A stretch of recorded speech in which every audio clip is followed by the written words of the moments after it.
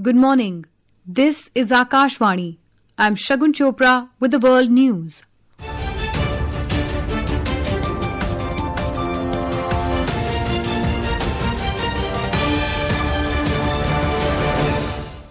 The headlines. Prime Minister Narendra Modi and US Vice President J.D. Vance discuss ways to further strengthen comprehensive global strategic partnership in key areas. United States rejects China's move to establish nature reserve at Scarborough Reef, says it could restrict Filipino fishermen's access to their traditional fishing grounds. H-1B visa workers in US can lose 60-day lifeline under new immigration plan. Ukraine reaches agreement with the United States on monthly deliveries of interceptor missiles for its air defense system. And in badminton, India's Ashmita Chaliha crowned women's singles champion at Korea Masters tournament. And now the news in detail. Prime Minister Narendra Modi and US Vice President J.D. Vance discussed ways to further deepen India-US comprehensive global strategic partnership across key areas. Mr. Modi received a phone call from Vice President Vance yesterday. In a social media post, Mr. Modi said they noted the sustained momentum in the high-level engagements and reaffirmed their commitment to further strengthening cooperation in trade, defense, critical and emerging technologies, energy security and critical minerals. Both leaders also exchanged views on regional and global developments of mutual interest. Minister of State for External Affairs Kirtivardhan Singh called on President of Côte d'Ivoire Alassane Ouattara in Abidjan yesterday. Mr. Singh discussed the growing India-Côte d'Ivoire partnership and reaffirmed India's shared commitment to advancing Prime Minister Narendra Modi's vision of stronger and deeper engagement with Africa. In a social media post, Mr. Singh said he is looking forward to further strengthening India-Côte d'Ivoire long-standing friendship and expanding bilateral cooperation across diverse areas.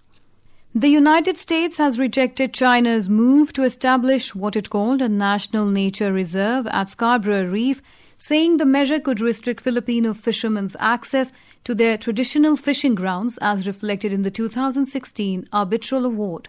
In a press release, U.S. State Department said this is yet another unilateral attempt by China to use dubious environmental and legal pretexts backed by coercion to advance its sweeping territorial and maritime claims in the South China Sea at the expense of its neighbors.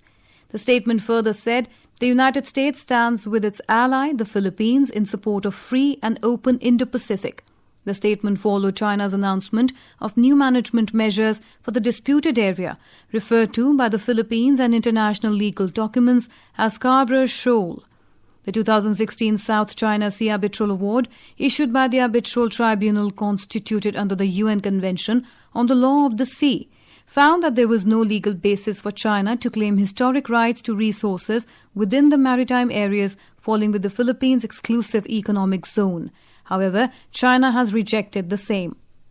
The United States is considering ending a provision that gives certain foreign workers up to 60 days to find a new job after losing their employment.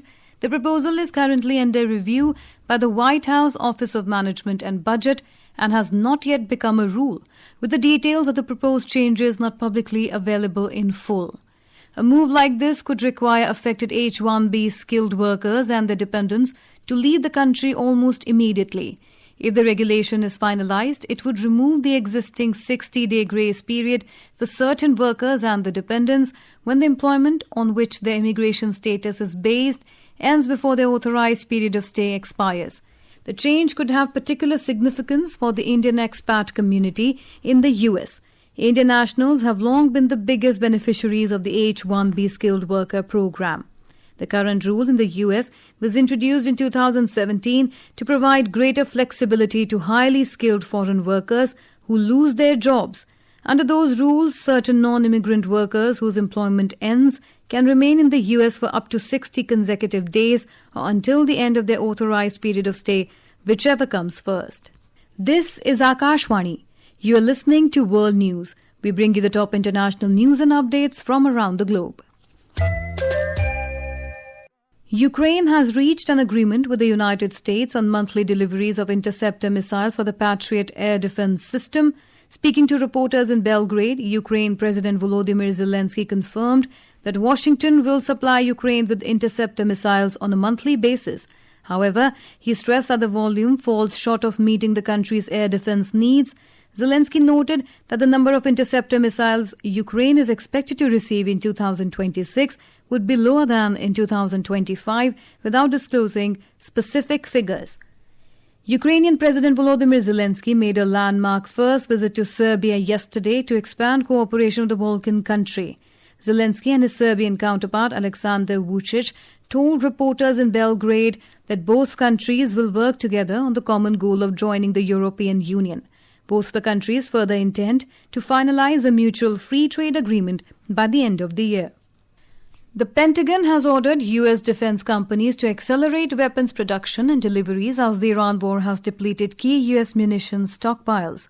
According to reports, Deputy Defense Secretary Steve Feinberg told defense industry leaders in a memo that they have 21 days to submit plans to drive significantly faster, more aggressive delivery schedules and increase production for critical capabilities. The Pentagon has also pursued framework agreements with major defense contractors and technology firms to expand production, but those agreements are non-binding and depend on congressional funding. The directive comes as the Pentagon seeks to replenish stocks of weapons, including Patriot and Terminal High-Altitude Area Defense Interceptors. Iranian President Masoud Pezeshkian said Tehran will keep pursuing the path of peace under the Memorandum of Understanding signed recently with the United States, provided that Washington helps build an atmosphere of trust. Addressing a press conference, Mr. Pezeshkian said that now is the best time to reach an agreement as there is solidarity, power and unity in the country. He highlighted reciprocity in negotiations with the United States, saying Iran will match its commitments to the level of U.S. compliance. Earlier, Iranian President reaffirmed the country's commitment to pursuing dialogue to safeguard its rights, while emphasizing that Tehran will not be forced to surrender. Pezeshkian made the remarks in an interview published on the website of his office, defending the Iranian government's decision to enter negotiations with the United States and sign the Memorandum of Understanding on ending the war. In June, Iran and the United States signed the MOU on ending the war on all fronts, including Lebanon. In Canada, the westernmost province of British Columbia has declared a state of emergency as a fast-moving wildfire destroyed homes, trapped residents, and forced more than 20,000 people to flee communities.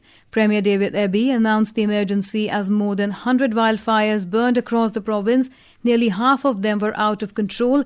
Eby said some residents were trapped and had to be rescued. In China, Shanghai's 2 airports cancelled more than 1,300 flights and authorities relocated over 3 lakh people in surrounding regions as the country prepared for Typhoon Dolphin. The outer bands of the storm hit northern Taiwan yesterday, including the capital Taipei, bringing rain. Some Taiwanese airlines also cancelled their flights to China. The storm's maximum sustained winds were estimated at about 162 kilometers per hour as of today morning.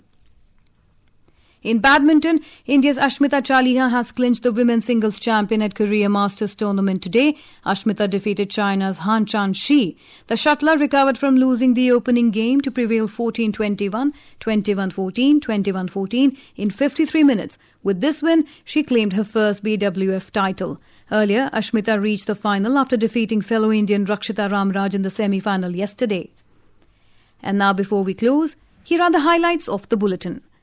Prime Minister Narendra Modi and US Vice President J.D. Vance discuss ways to further strengthen comprehensive global strategic partnership in key areas.